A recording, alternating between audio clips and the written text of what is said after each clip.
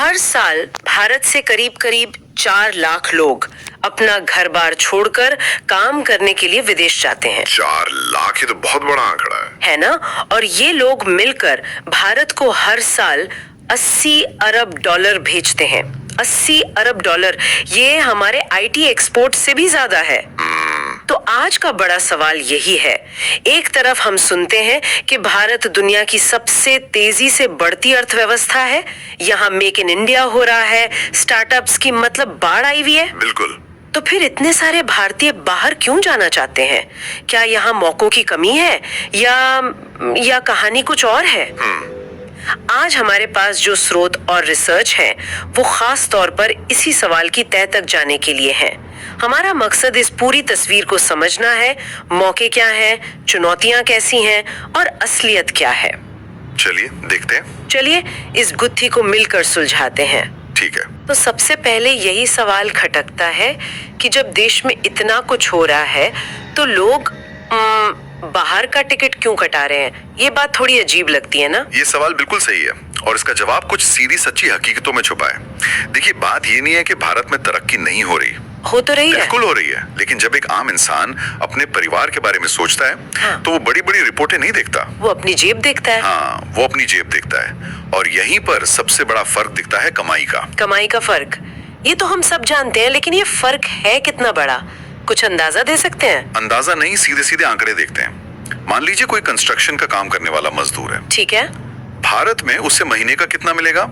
ज्यादा से ज्यादा 15,000, 20,000। हाँ, और उसमें से शहर में रहने खाने का खर्च निकाल दें तो बचत के नाम पर कुछ खास नहीं बचता। बिल्कुल। अब वही मजदूर अगर खाड़ी के किसी देश जैसे दुबई या सऊदी अरब चला जाए तो वो आराम से महीने का 40,000 से 60,000 रुपए कमा सकता है। 40 से 60,000 मतलब सीधा सीधा 3 गुना ज्यादा। 3 गुना, ये तो बहुत बड़ा जंप है। और क्या ये सिर्फ मजदूरों के साथ है? मुझे भी यही लग रहा था। नहीं, ये हर लेवल पर है। हेल्थ केयर का उदाहरण लीजिए। भारत में एक नई नर्स की सैलरी क्या होगी? 20-25 हजार से शुरू होती होगी। हाँ, अब वही नर्स अगर सही योग्यता के साथ यूके या जर्मनी चली जाए तो महीने का 2 से 3 लाख रुपए तक कमा सकती है। 2 से 3 लाख? जी, ये फर्क इतना बड़ा है कि इसे अनदेखा करना नामुमकिन है। तो मतलब सिर्फ पैसा ही सबसे बड़ी वजह है? पैसा एक बहुत बड़ी, शायद सबसे बड़ी वजह है, लेकिन अकेली नहीं। दूसरी बात है काम का सम्मान और सुरक्षा। सुरक्षा मतलब विदेशों में, खासकर संगठित क्षेत्रों में, आपको एक पक्का कॉन्ट्रैक्ट मिलता है। उसमें साफ साफ लिखा होता है काम के घंटे कितने हैं, तनख्वाह कितनी है, बीमा मिलेगा या नहीं, ओवर टाइम का पैसा, सब कुछ। जबकि भारत में खासकर कम कुशल नौकरियों में ज्यादातर काम तो बिना किसी कागज पत्र के ही चलता है। हाँ, शोषण का डर हमेशा बना रहता है। आपने बिल्कुल सही पकड़ा।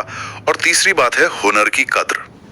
भारत में हम एक प्लम्बर, इलेक्ट्रीशियन या वेल्डर को मिस्त्री कह के शायद उतनी अहमियत ना दें, लेकिन खाड़ी देशों, यूरोप में इन स्किल्स की जबरदस्त मांग है। उन्हें स्किल्ड ट्रेड्स पर्सन का दर्जा मिलता है और पैसा भी अच्छा मिलता है। अच्छा। और इन सब के ऊपर है परिवार की जरूरतें। कम तनख्वाह में बच्चों की अच्छी पढ़ाई, माँ बाप का इलाज, एक छोटा सा घर, ये सब एक सपने जैसा लगता है। विदेश से भेजे गए पैसे इन सपनों को हकीकत में बदलते हैं। तो जो स्रोत बता रहे हैं उसका मतलब ये नहीं कि लोग देश छोड़कर भाग रहे हैं, बल्कि ये एक सोची समझी रणनीति है। हाँ। कि बाहर जाओ, नया हुनर सीखो, पैसा कमाओ, अनुभव लो और फिर वापस आकर भारत में कुछ अपना शुरू करो। बिल्कुल, ये पलायन नहीं, ये एक आर्थिक मिशन है। ये कमाई का फर्क तो सच में चौंकाने वाला है। जाहिर है कि खाड़ी देश एक बड़ा ठिकाना होंगे, लेकिन क्या लोग सिर्फ वहीं जा रहे हैं या दुनिया के दूसरे हिस्सों में भी नए मौके बन रहे हैं? देखिए, खाड़ी देश बेशक सबसे बड़ा बाजार है। भारत से जाने वाले लगभग 70% कम कुशल कामगार वहीं जाते हैं। 70%? हाँ, सऊदी अरब, यूएई, कतर, कुवैत। इसकी सीधी सी वजह है वहाँ चल रहे बड़े बड़े कंस्ट्रक्शन प्रोजेक्ट्स, जैसे सऊदी अरब का वो नियोम सिटी प्रोजेक्ट। हाँ, सुना है उसके बारे में। वो पूरा नया शहर बसा रहे हैं। बिल्कुल। तो वहाँ construction worker, driver, security guard, hotel staff, इन सब नौकरियों की भरमार है। और वेतन भी अच्छा मिलता होगा। हाँ, 30,000 से 70,000 रुपए महीने तक मिल जाता है। और एक मजेदार बात यह है कि भारत को जो कुल 80 अरब डॉलर का रेमिटेंस मिलता है ना, उसका 18% हिस्सा सिर्फ यूएई से आता है। सिर्फ यूएई? जी। और इन देशों में जाने वाले ज्यादातर लोग यूपी, बिहार, पश्चिम बंगाल, केरल और पंजाब से होते हैं। ठीक है, ये तो हुई ब्लू कॉलर जॉब्स की बात। पढ़े लिखे स्किल्ड प्रोफेशनल्स कहाँ जा रहे हैं? उनके लिए यूरोप और उत्तरी अमेरिका बड़े ठिकाने हैं। यूरोप में खासकर यूके और जर्मनी। यूके का तो हमेशा से क्रेज रहा है। हाँ, 2023 में ही 1,27,000 भारतीय काम करने यूके गए। वहाँ का जो नेशनल हेल्थ केयर सिस्टम है यानी NHS, उनका सरकारी स्वास्थ्य विभाग? हाँ, वो भारतीय डॉक्टरों और नर्सों पर बहुत बहुत निर्भर है। अच्छा, और जर्मनी का क्या सीन है? जर्मनी की कहानी थोड़ी अलग है। वहाँ की आबादी तेजी से बूढ़ी हो रही है, काम करने वाले युवा कम हैं। तो उन्हें बाहर से लोग चाहिए। बिल्कुल, इसलिए वो बाहर से पढ़े लिखे लोगों को बुला रहे हैं। वहाँ जाने वाले 56% भारतीय प्रवासी इंजीनियर या IT प्रोफेशनल जैसे उच्च कुशल कामों में हैं। और कमाई? वहाँ टैक्स चुकाने के बाद भी महीने की कमाई 1.5 लाख से 4 लाख रुपए तक हो सकती है। वाह! और अमेरिका कनाडा का सपना, वो तो हमेशा से रहा है। वो आज भी बरकरार है। अमेरिका में 74% H1 वीजा भारतीयों को ही मिलते हैं। 74%? हाँ, और रेमिटेंस का सबसे बड़ा हिस्सा करीब 23% अमेरिका से ही आता है। कनाडा भी अपने एक्सप्रेस एंट्री जैसे प्रोग्राम से स्किल्ड लोगों को आसानी से बसा रहा है। ठीक है, तो खाड़ी देश, यूरोप, अमेरिका, ये तो हुए जाने पहचाने रास्ते। लेकिन मैंने सुना है कि अब कुछ बहुत ही नए और दिलचस्प रास्ते भी खुल रहे हैं। हाँ, और ये जानना बहुत जरूरी है। मौके अब सिर्फ पारंपरिक देशों तक ही सीमित नहीं है। जैसे 2024 में भारत और इजराइल के बीच एक समझौता हुआ है। अच्छा, जिसके तहत 6,000 कंस्ट्रक्शन वर्कर सीधे सरकारी तरीके से इजराइल भेजे जाएंगे। अरे वाह! और कहाँ? जापान और ताइवान जैसे देश भी भारत के साथ मिलकर मध्यम कुशल कामगारों को बुलाने के लिए नए नियम बना रहे हैं। यहाँ तक कि पूर्वी यूरोप में। पूर्वी यूरोप जैसे पोलैंड, हाँ, पोलैंड, रोमानिया, इन देशों में खेती और मैन्युफैक्चरिंग में भारतीय मजदूरों की मांग बढ़ रही है। मतलब दुनिया का बाजार भारतीयों के लिए खुल रहा है। ये सब सुनने में बहुत अच्छा लगता है, लेकिन उतना ही मुश्किल और खतरनाक भी हो सकता है। बिल्कुल। मान लीजिए बिहार का कोई इलेक्ट्रिशियन है, रवि। वो दुबई जाना चाहता है। वो इस प्रक्रिया को सही और सुरक्षित तरीके से कैसे शुरू करे? ये सिस्टम काम कैसे करता है? रवि का उदाहरण बहुत अच्छा है। रवि के लिए सबसे पहला और सबसे जरूरी कदम है एक सही एजेंट ढूंढना। हाँ, ये तो सबसे बड़ा सिरदर्द होता है। बहुत बड़ा। भारत में सरकार से मान्यता प्राप्त 2,200 से ज्यादा भर्ती एजेंट हैं, लेकिन खतरे की बात यह है कि 3,000 से ज्यादा फर्जी एजेंट भी घूम रहे हैं। क्या कह रहे हैं? मतलब सही से ज्यादा तो गलत एजेंट है। बिल्कुल। तो रवि कैसे पता लगाएगा कि कौन असली और कौन नकली? इसका एक ही तरीका है। सरकार का एक पोर्टल है, ई-माइग्रेट पोर्टल। ई-माइग्रेट? हाँ, किसी को भी पैसा देने से पहले रवि को उस एजेंट का लाइसेंस नंबर इस पोर्टल पर जाकर चेक करना होगा। अगर नाम लिस्ट में है तभी बात आगे बढ़ाए। ये तो बहुत जरूरी है। ये 1 मिनट का काम उसकी जिंदगी भर की कमाई बचा सकता है। ठीक है, मान लिया रवि को एक असली एजेंट मिल गया। अगला कदम क्या होगा? क्या उसे किसी खास ट्रेनिंग की जरूरत पड़ेगी? बहुत मुमकिन है। कई बार रवि जैसे लोगों के पास हुनर तो होता है, लेकिन दुबई के हिसाब से सर्टिफिकेट या वहाँ की भाषा का ज्ञान नहीं होता। अच्छा। इसके लिए सरकार की एक योजना है, प्रवासी कौशल विकास योजना यानी PKVY। ये क्या करती है? यह मुफ्त में विदेश जाने वालों को भाषा, नए तकनीकी हुनर और वहां के माहौल में ढलने की ट्रेनिंग देती है। 2018 से अब तक 1,29,000 से ज्यादा लोग इससे फायदा उठा चुके हैं। और कागज पत्र और बीमा, ये भी तो एक बड़ा सिरदर्द होगा। हाँ, पासपोर्ट, वीजा, मेडिकल, ये सब तो है ही, लेकिन एक चीज है जिस पर रवि को खास ध्यान देना होगा, वो है बीमा, इंश्योरेंस। हाँ, सरकार ने ECR यानी इमिग्रेशन चेक रिक्वायर्ड पासपोर्ट वालों के लिए प्रवासी भारतीय बीमा योजना PBVY को जरूरी कर दिया है। इसमें क्या फायदा है? इसमें सिर्फ आप सुनेंगे तो हैरान हो जाएंगे, सिर्फ 275 रुपए के प्रीमियम पर 2 साल के लिए 10 लाख रुपए का एक्सीडेंट और डेथ कवर मिलता है। सिर्फ 275 रुपए में 10 लाख रुपए का कवर?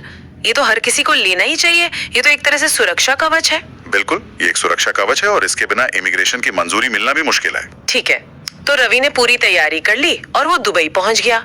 अब आते हैं सबसे जरूरी सवाल पर, असल कमाई और बचत कितनी होती है और इस सफर में खतरे क्या हैं? चलिए रवि के उदाहरण को ही आगे बढ़ाते हैं। हमने बात की थी कि वो वहाँ महीने का 40 से 60,000 कमा सकता है। मान लीजिए खर्च निकालकर वो हर महीने 25,000 रुपए घर भेजता है, तो साल का कितना हुआ? 3 लाख रुपए। 3 लाख रुपए। और अगर वो भारत में होता तो महीने में मुश्किल से 5,000 बचा पाता, यानी साल का सिर्फ 60,000। बिल्कुल, मतलब दुबई जाकर उसकी बचत करने की ताकत 5 गुना बढ़ गई। 5 गुना? ये आंकड़ा तो पूरी कहानी ही बदल देता है। बिल्कुल। और अगर हम उस नर्स की बात करें जो जर्मनी गई थी, हाँ, वो नर्स अपने सारे खर्चे निकालने के बाद महीने का आराम से 1.5 लाख रुपए बचा सकती है, यानी साल का करीब 18 लाख। 18 लाख? सोचिए, भारत में इतना बचाने के लिए उसे शायद 20-25 साल लग जाते। और ये सिर्फ एक इंसान की बचत नहीं है। इस पैसे से घर में भाई बहनों की पढ़ाई होती है, माँ बाप का अच्छा इलाज होता है, गांव में पक्का घर बनता है। और जब ऐसे लाखों लोग पैसा भेजते हैं तो वो 80 अरब डॉलर की रकम भारत की जीडीपी में 3% का योगदान देती है। हमारी अर्थव्यवस्था को सहारा देती है। हाँ, ये तो सिक्के का सुनहरा पहलू है, लेकिन हर कहानी का एक दूसरा स्याह पहलू भी होता है। खतरे कहाँ हैं? खतरे भी उतने ही असली हैं जितने मौके।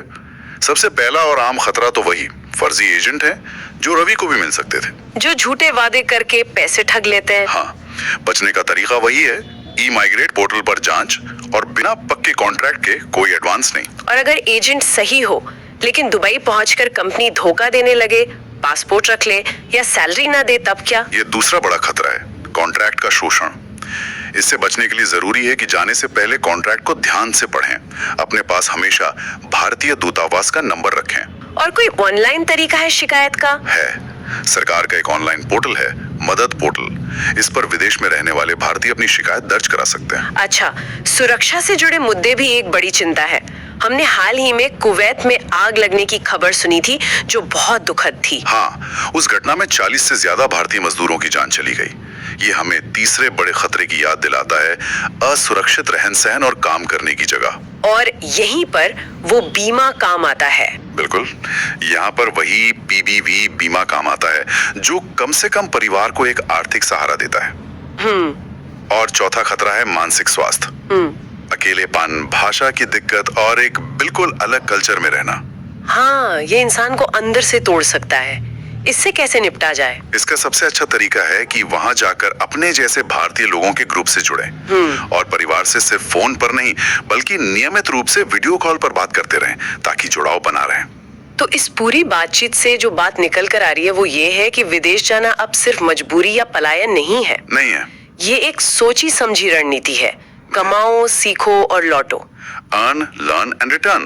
बिल्कुल, जैसा कि स्रोत बताते हैं, केरला और पंजाब में ऐसे हजारों उदाहरण हैं जहां लोग खाड़ी देशों से अनुभव और पैसा लेकर लौटे और यहाँ आकर उन्होंने छोटे बड़े सफल बिजनेस शुरू किए। हाँ, ये सच है। तो निष्कर्ष यही है कि ये प्रवासी मजदूर सिर्फ अपने परिवार का ही नहीं बल्कि भारत की अर्थव्यवस्था का भी एक मजबूत सहारा है। लेकिन असली मकसद, जैसा कि स्रोत बताते हैं, वापस आकर अपने अनुभव और कमाई से भारत को और मजबूत बनाना है। बिल्कुल।